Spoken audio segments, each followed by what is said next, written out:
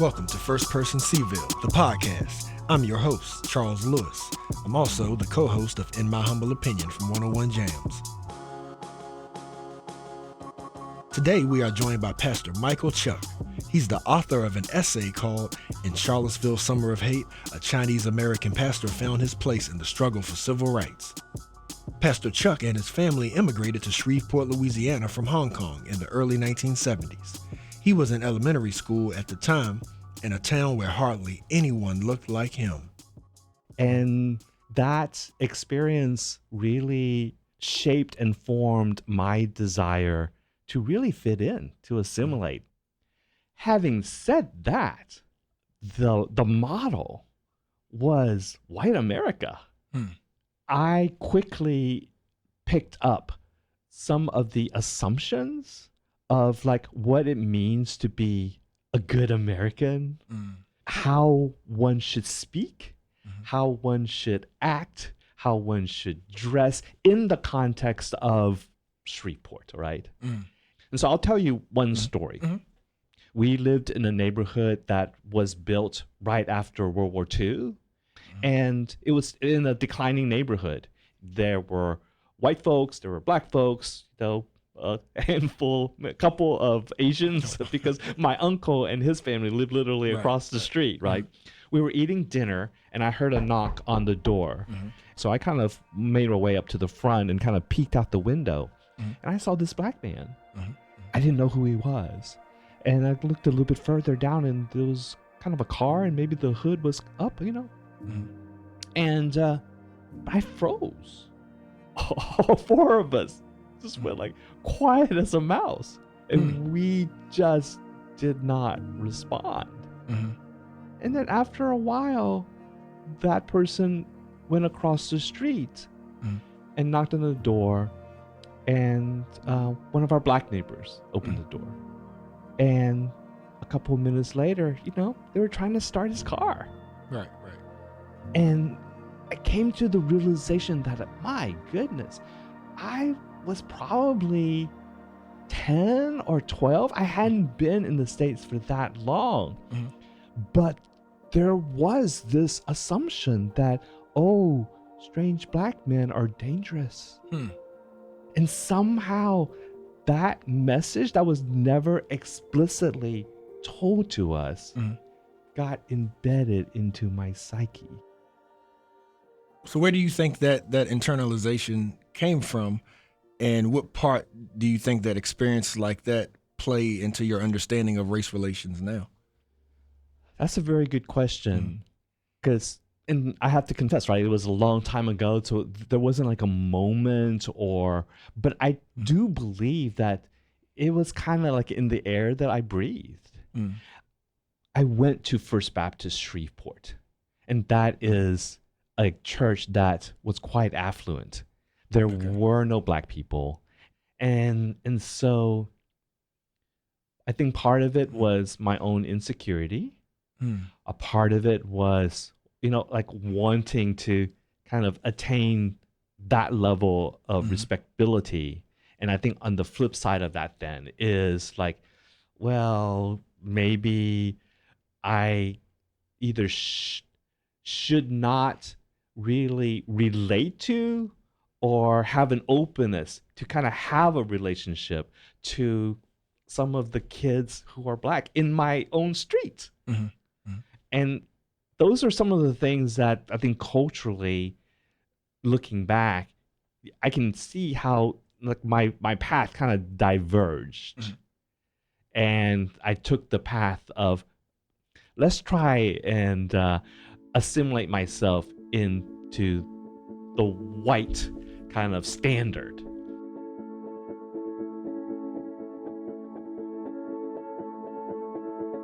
Fast forward to 2015, and Pastor Cheuck was living and working in Charlottesville.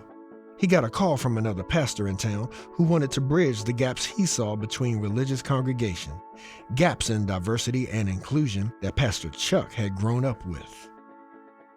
The Charlottesville Clergy Collective came together after the shooting at Mother Emanuel. Pastor Alvin Edwards, pastor of Mount Zion First African Baptist Church here in town, former mayor and school board chair. He asked himself the question, if something like that happened at Mother Emanuel, were to happen at my church, what would I do? And who would I call? He started calling the pastors that he knew for a breakfast to come. And he asked that question. When he asked it, we looked around each other, and then Alvin dropped the bomb, the mic, whatever, and said, I would call none of you because I don't really know you. So, what do you think about us coming together regularly, monthly, to have conversations, to build relationships, so that at the very least, we get to know one another and that we learn to trust each other more, so that if and when, God forbid, something awful happens, we can support one another. Yeah. So that was in 2015, right? And then Trump got elected in 2016, and we began to there's just certain things that we need to do to be more public instead of just getting together for breakfast and talk. And then we had the beginning of 2017.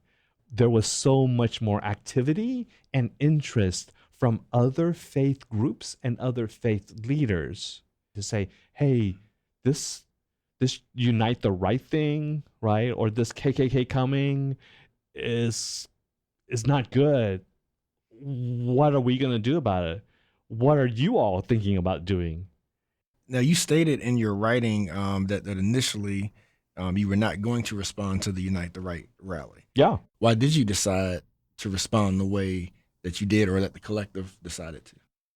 A big part of it was simply to hear both from our Black brothers and sisters and others who say, we cannot sit this one out. We cannot. And so I had to lean into my discomfort. And so, yeah, maybe there's a little bit of peer pressure, just to be honest, right?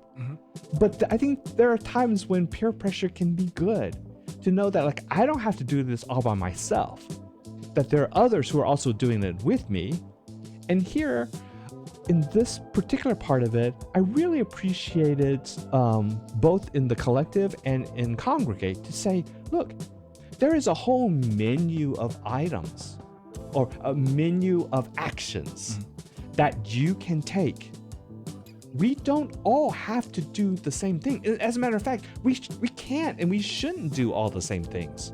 And so that gave me a vision of what invited me to ask of myself, what am I good at? How can I contribute in a way that is based on my gifts and my strengths? And let's just be very clear. I was in a church building. I was not out of the streets for hours on end. And yet, even in the small corner of where I was, there's so many people that I did not know, whose beliefs I did not share. And yet, we all came together and say, this moment is important. And we're not going to stay at home. We're going to do our part. And so kind of spiritually speaking, I think it's really the first time in my life that I experienced solidarity in such an embodied and concrete way. And I'm grateful for that. So as your understanding has changed over the years, whose fight, do you think that it is for racial equality? Meaning, is it the Christians' place? Is it our politicians' place? Or is it the fight, or is it still just the fight of minorities in this country? Well, it's all of our jobs. We have our own unique role in it. And for somebody like me, I have to, like in my essay, acknowledge that even though I literally, and my ancestors were literally not in the United States, right? For me to be a part of this job, this work, is also once again acknowledging that in the short time that my family immigrated here, the short time that I was in the States, I quickly metabolized and assumed and many of the assumptions and biases of the society. And then it came to the point where I was beginning to understand that even as I was feeling like this is a sanctuary, it implied, also included the exclusion of others, right? And so I want to continue to live a life of greater authenticity and wholeness. I can acknowledge that I am embedded in a society, in a system that has these assumptions about the inherent worth of people based on how much melanin, how much pigment they have on their skin, right? Right. And so having clarity about that, and then to say, what is my now responsibility to live in such a way to begin to address that first in my own life and also in the lives of others.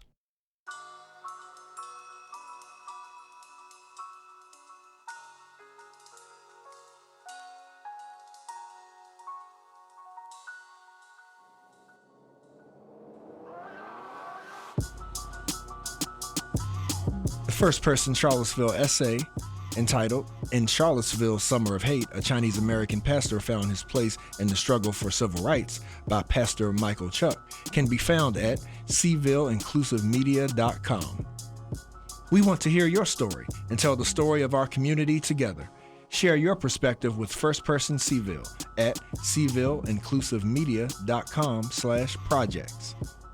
The First Person Cville podcast is a production of Charlottesville Inclusive Media. It's hosted by me, Charles Lewis, and the In My Humble Opinion talk show. Like what you hear? Subscribe and follow us at imhotalkshow.org. This episode of First Person Cville was produced by Kelly Jones. Music for this episode came from Epidemic Sound. Theme music is from God Vibes by Miguel and Morris, produced by NYC Bangers.